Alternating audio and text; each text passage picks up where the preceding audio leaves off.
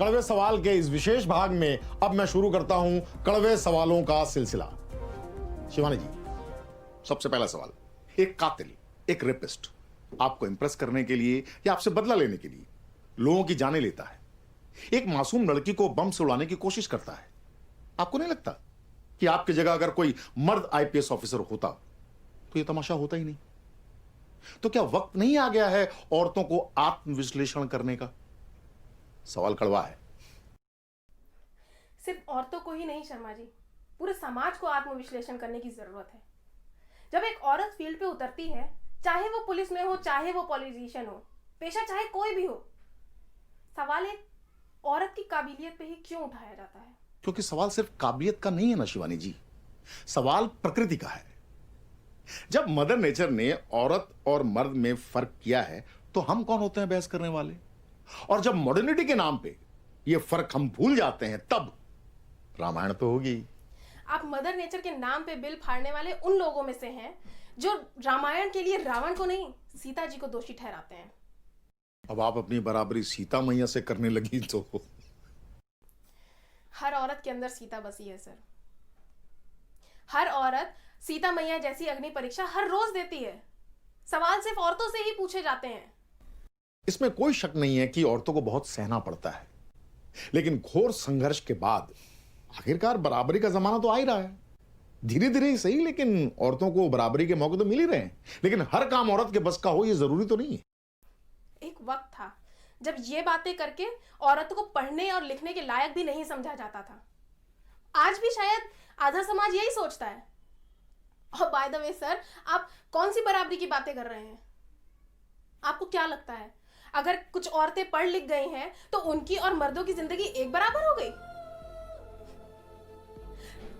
आखिर जानते क्या हैं आप एक औरत होने के बारे में? हर कदम पे हमें ऐसे सवालों का जवाब सोचना होता है जो एक मर्द सोच भी नहीं सकता। पल्लू कहीं ज्यादा नीचे तो नहीं हो गया? लोग कैरेक्टर पे सवाल उठाएंगे। कहीं ज्यादा हंस तो नहीं रही? लोग गलत मतलब निकाल लेंगे। ऑफिस में कहीं कुछ कम काम तो नहीं कर रही? लोग औरतों के बस की बात नहीं है कह के प्रमोशन रुकवा देंगे। घर जाके खाना बनाना होता है, क्योंकि काम चाहे घर में दोनों लोग करते हो, लेकिन खाना जी वो तो औरत ही बनाएगी। मर्द घर में काम लाके रात भर काम करता है तो घर वाले कहते हैं कि हाय बेचारा कितना काम करना पड़ता है। जब औरत रात भर काम करती है, ऐसा कौन सा काम आ गया जो रात भर करना पड़ता है? इसके अलावा ऐसे बहुत सी चीजें हैं जो सिर्फ और सिर्फ एक औरत ही समझ सकती है। ब्रा का स्ट्रैप तो नहीं दिख रहा, वो जो तब से घूर रहा है कहीं कुछ उल्टा सीधा तो नहीं कर देगा? सर, भीड़ में हमें कहीं भी कोई भी कैसे भी छू सकता है, क्योंकि जब एक औरत पब्लिक प्लेस पे होती है तो वो पब्लिक प्रॉपर्टी मान ली जाती है। बस में औरतों के लिए सीट रिजर्व है तो उससे भी मर्दों को दिक्कत है। कहते हैं बराबरी भी चाहिए और रिजर्वेशन भी। अरे जब हर महीने पानी की तरह खून बहेगा, सर फटेगा और पैर फूल जाएंगे ना, तब सर, तब हम और आप बैठ के औरत और मर्द की बराबरी की बातें करेंगे।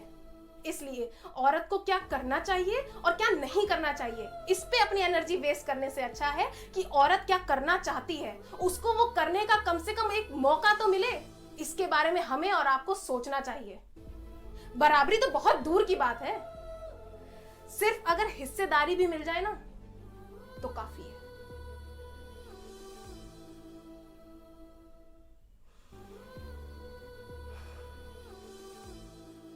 Thanks for watching everyone.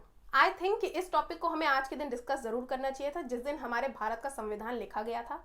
और अगर आप लोगों को लगता है कि इस टॉपिक को शेयर करना चाहिए तो इस वीडियो को जरूर शेयर कीजिएगा और कमेंट सेक्शन में मुझे बताइए कि इस भारत का सबसे पहला संविधान कौन सा था। Happy republic day to all of you. सत्यमेव जयते।